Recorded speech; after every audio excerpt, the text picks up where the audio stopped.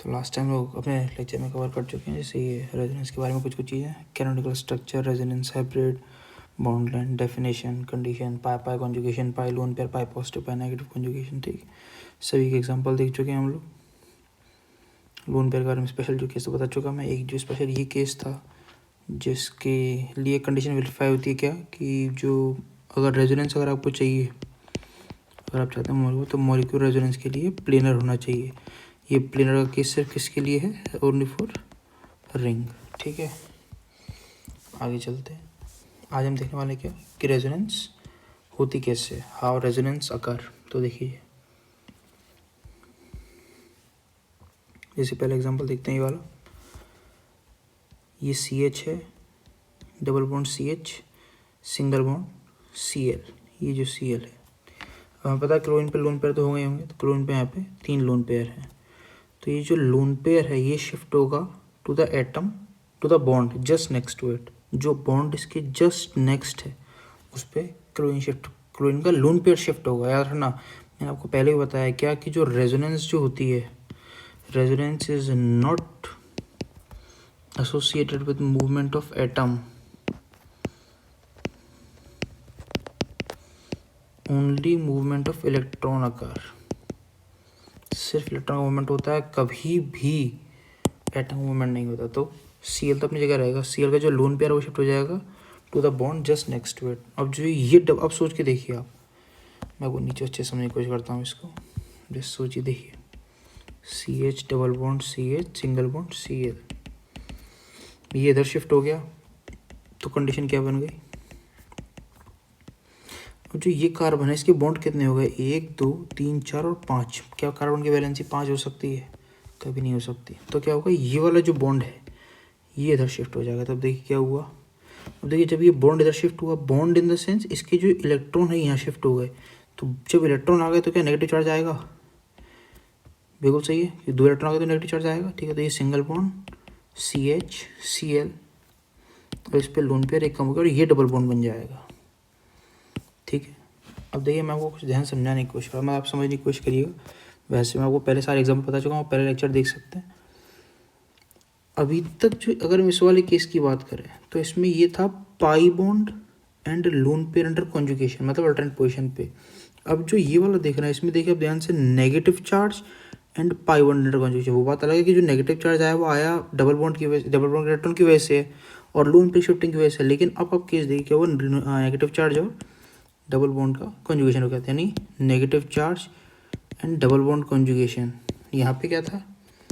Pi bond and double bond and lone pair conjugation. ठीक है ना, देखिए ऊपर यही है। पहला एग्जांपल ध्यान से देखिए, तो ये वही इलेक्ट्रॉन यहाँ शिफ्ट हुआ, डबल बॉन्ड यहाँ शिफ्ट हो जाएगा।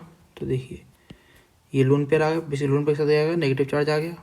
जब बाद में दोबारा आपका नेगेटिव चार्ज कॉन्जुगेशन होगा तो इधर ये आएगा, ये इधर चला जाएगा। अब इस पर पॉजिटिव चार्ज आया होगा, बिल्कुल सही बात है, क्लोरीन के पास से 2 इलेक्ट्रॉन चले गए।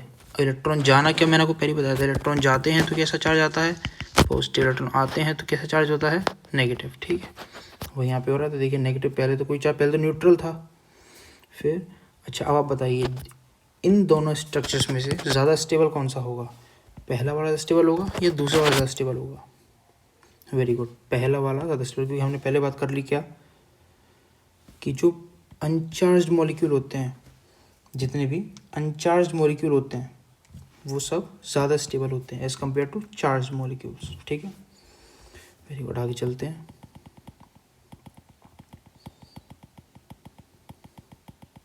दूसरा एग्जांपल देखते हैं। अब देखिए जरा इसको ध्यान से देखते हैं, पहले मैं आपको नहीं समझने की कोशिश करता हूँ इसको। जैसे ये मान लीजिए बेंजीन की रिंग है, इस पर क्लोरीन, हमें पता है क्लोरीन पे लोन पेयर होते हैं।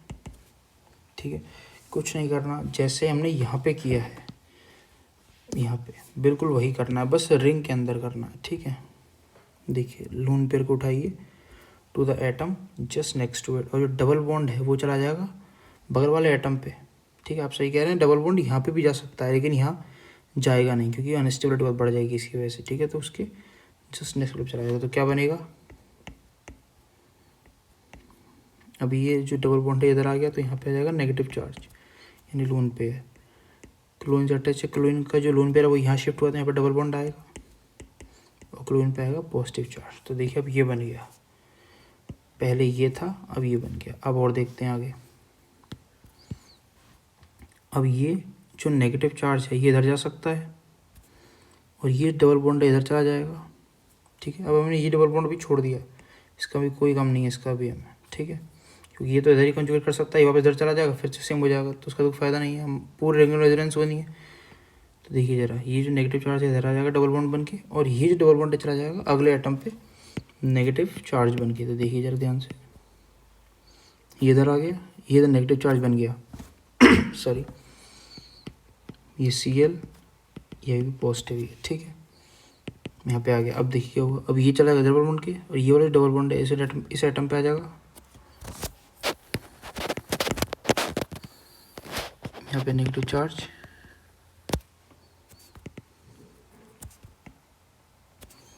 ठीक है, Cl पॉजिटिव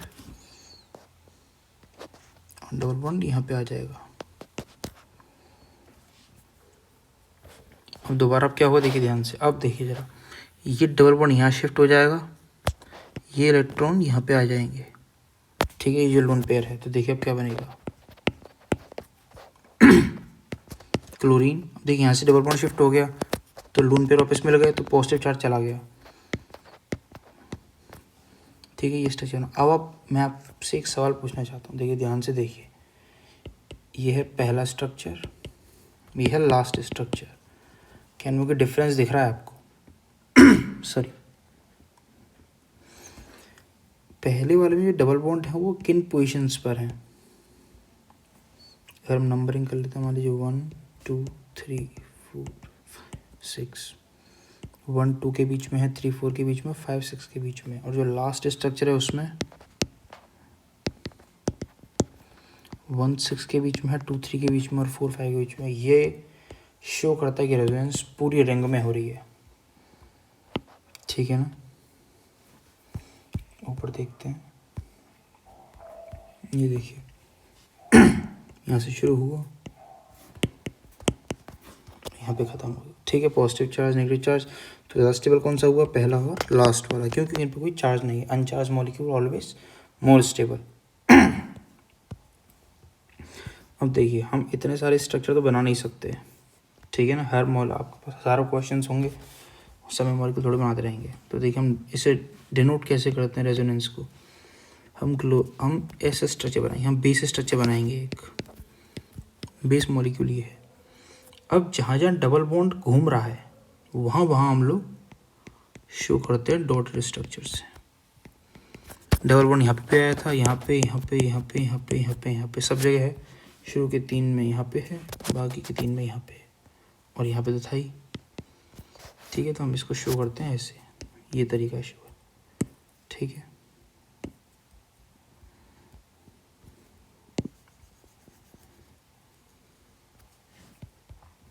सेम केस होगा इसमें, OH के मतलब फिनॉल लीजिए, बेंजामाइन, इसको एनेलिन भी बोलते हैं, ठीक है। और ये कोई भी एरोमेटिक मतलब इथर हो गया एक तरह से, ROR है वैसे तो ये, पर ये ROR की जगह AROR है, ठीक है, एरोमेटिक चेन ऑक्सीजन और एल्काइल ग्रुप। अब आगे देखते हैं एग्जांपल, देखिए एक ध्यान से। अब क्या है, इसको मैं नीचे समझा के देता हूँ फिर से आपको।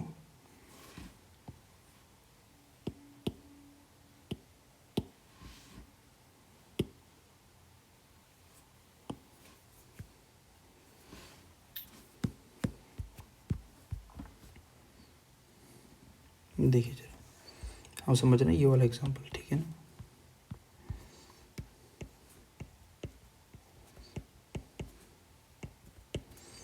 पहले तो बताइए रेजोनेंस होगी कि नहीं होगी, बिल्कुल होगी, इस नंबरिंग कर लीजिए। तो देखिए 1 पर लोन पेयर है, 1 के अगला बॉन्ड है और उसके जस्ट बगल में डबल बॉन्ड है, तो पाई bond and negative charge inter conjugation. Similarly from this side pi bond and negative charge inter conjugation, ठीक है। तो इतना तो पक्का होगी, रेजोनेंस होगी। रेजोनेंस होगी कैसे वो हम देख लेते हैं, वैसे मुझे पता है आप लोगों को समझ में आ रहा होगा रेजोनेंस कैसे होने वाली है। इसको यहाँ शिफ्ट करते हैं, बॉन्ड को यहाँ शिफ्ट किया हमने, तो ये डबल बॉन्ड इधर चला जाएगा। तो देखिए नेगेटिव चार्ज इधर आ गया, डबल बॉन्ड इधर आ गया। फिर नेगेटिव चार्ज देखो, नेगेटिव चार्ज इधर शिफ्ट किया, ये बॉन्ड इधर शिफ्ट हो गया, तो नेगेटिव चार्ज इधर आ गया। ऐसे करके रेजोनेंस होगी। शो कैसे करना है आप लोग जानते हैं, ठीक है ना। Pi bond and positive charge under conjugation occurs due to bond movement. ये बहुत इंपॉर्टेंट है, ठीक है ना। ये अलग ही स्पेशल केस है, तो हम डिस्कस करने वाले हैं। जल्दी से देख लेते हैं एक बार।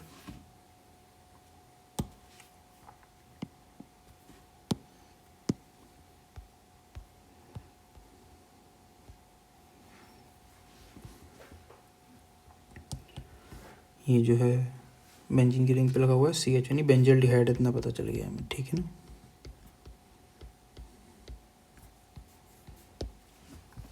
बेंजल्डिहाइड है, तो डबल बॉन्ड शिफ्ट हो गई, यहाँ पे ऑक्सीजन पे आ गया, डबल बॉन्ड शिफ्ट हो गया। जो ये डबल बॉन्ड था ये इधर आ गया, और जब ये इधर आया तो देखिए यहाँ पे आया पॉजिटिव चार्ज, ठीक है। ये बॉन्ड इधर शिफ्ट होगा तो यहाँ पे आ जाएगा क्या, पॉजिटिव चार्ज। जैसे कि हम इधर देख सकते हैं, ये इधर शिफ्ट हुआ तो यहाँ पे आ गया पॉजिटिव चार्ज, ठीक है। तो देखिए मैं आपको इस लाइन का मतलब समझाता हूँ। Pi bond and positive charge under conjugation occurs due to bond movement. आप देखिए इधर, देखिए जैसे इधर इलेक्ट्रॉन शिफ्ट हुआ,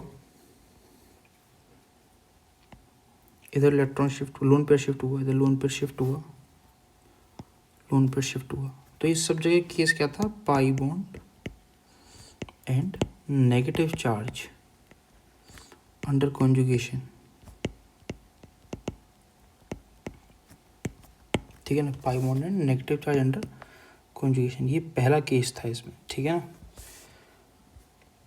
आप देख सकते हैं यहाँ पे जो भी मूवमेंट हो रहा है, लोन पेयर का मूवमेंट, लोन मतलब नेगेटिव चार्ज का बेसिकली जो मूवमेंट हो रहा है उसका बॉन्ड से मतलब बहुत ज़्यादा संबंध नहीं है। क्यों? क्योंकि बॉन्ड शिफ्ट होता है तो नेगेटिव चार्ज आ जाता है अगले एटम पे, ठीक है ना। और नेगेटिव चार्ज शिफ्ट होता है तो बॉन्ड बना लेता है। जैसे हम यहाँ पे, ऐसे हम यहाँ पे देख सकते हैं, ये लोन पेयर शिफ्ट हुआ, बॉन्ड शिफ्ट हुआ, तो यहाँ लोन पेयर आ गया, इस पर नेगेटिव चार्ज आ गया, इस पर पॉजिटिव चार्ज आ गया। अब जब इस केस में जब हम देखते हैं तो हमें क्या दिखता है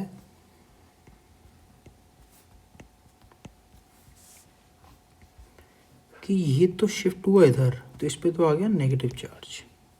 जब ये बॉन्ड इधर शिफ्ट हुआ तो इस पर आया पॉजिटिव चार्ज। अब पॉजिटिव चार्ज मूव कैसे कर रहा है, देखिए दूसरा बॉन्ड इधर आया, पॉजिटिव चार्ज इधर आ गया, ये इधर आया, पॉजिटिव चार्ज इधर आ गया, ये बॉन्ड इधर आया, पॉजिटिव चार्ज चला गया, क्योंकि ये वाला बॉन्ड इधर आ गया, लोन पेयर जो था ऑक्सीजन एक्स्ट्रा वो इधर आ गया। तो बेसिकली जो पॉजिटिव चार्ज का मूवमेंट हो रहा है वो किस वजह से हो रहा है, बॉन्ड के मूवमेंट की वजह से, ठीक है ना। बॉन्ड मूव कर रहा है, पॉजिटिव चार्ज मूव कर रहा है, बॉन्ड मूव कर रहा है, पॉजिटिव चार्ज मूव कर रहा है, बॉन्ड मूव कर रहा है, पॉजिटिव चार्ज मूव कर रहा है, ठीक है ना। तो इसलिए बोलते हैं pi bond and positive charge under conjugation across due to bond movement, ठीक है ना। क्योंकि बॉन्ड का मूवमेंट हो रहा है इसलिए पॉजिटिव चार्ज का मूवमेंट हो रहा है। अब बाकी तो आप जानते हैं, जैसे ये डबल बॉन्ड था सेम के इधर होगा, सी डबल बॉन्ड, इसे कहते हैं हम लोग क्या, साइनोबेंजीन, और इसे कहते हैं नाइट्रोबेंजीन,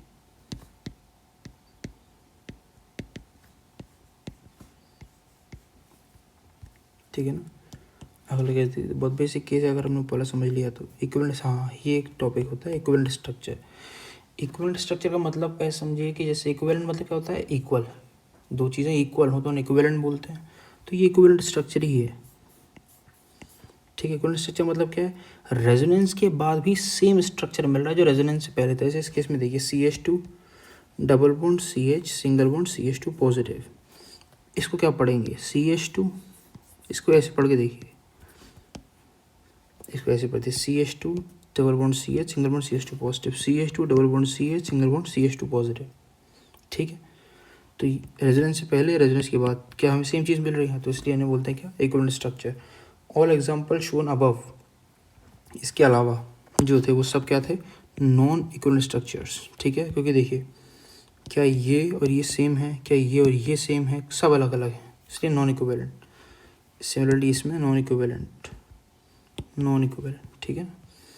अब हम सबसे इम्पोर्टेंट टॉपिक डिस्कस करने जा रहे हैं, वो है प्रॉपर्टीज ऑफ रेजोनेंस। ये बोर्ड के बच्चों के लिए बहुत काम में आती है।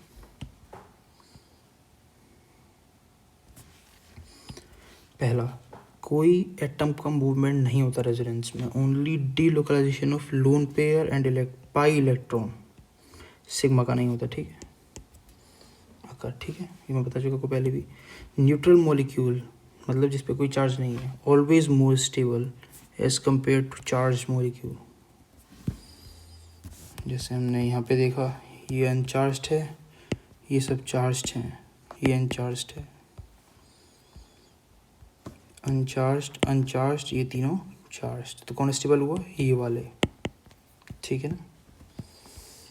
अगला देखिए, molecule with negative charge on more electronegative atom and positive charge on less electronegative atom और more electropositive atom are more stable. इसका मतलब थोड़ा समझाना ज़रूरी है, एक बार जल्दी से देख लेते हैं।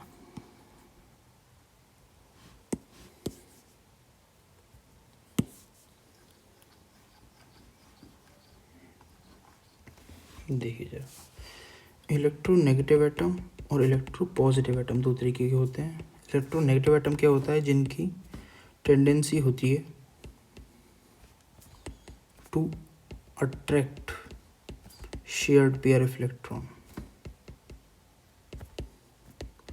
अब देखिए, अट्रैक्ट और गेन में डिफरेंस होता है। गेन मतलब, गेन जो होता है तो उसे एफिनिटी बोलते हैं, इलेक्ट्रॉन एफिनिटी,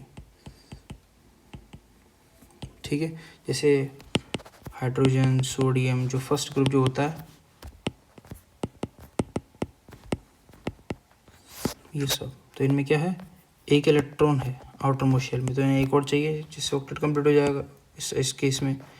और इन केस में क्या है, इनमें एक एक्स्ट्रा इलेक्ट्रॉन होता है जिसे ये देना चाहते हैं, ठीक है ना। टेंडेंसी होती है ऑफ लूजिंग इलेक्ट्रॉन, ठीक है। अब आते हैं हम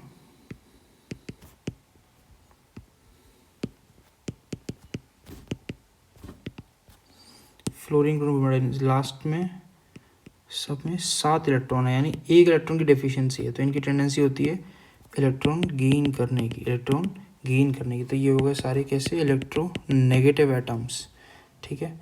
ये हो गए सारे कैसे, इलेक्ट्रोपॉजिटिव एटम्स, इनकी टेंडेंसी इलेक्ट्रॉन रिमूव करने की, इनकी टेंडेंसी इलेक्ट्रॉन अट्रैक्ट करने की, इलेक्ट्रॉन को रिपेल करेंगे, भैया हमें नहीं चाहिए, अपना टर्म पे पास हो, हमारे पास तो वैसे ही एक्स्ट्रा है, उसे और ले जाओ, ये कहीं हमारे पास एक ही कमी है, दे जाओ यार। तो जो अट्रैक्ट करते हैं इलेक्ट्रॉन को, वो कैसे होते हैं, इलेक्ट्रोनेगेटिव। इलेक्ट्रोपॉजिटिव जो tendency to repel shared pair of electron, भैया तुम अपना अपने पास रखो, हमें नहीं चाहिए कुछ, वैसी दिक्कत चल रही है हमारे यहाँ पे, ठीक है ना।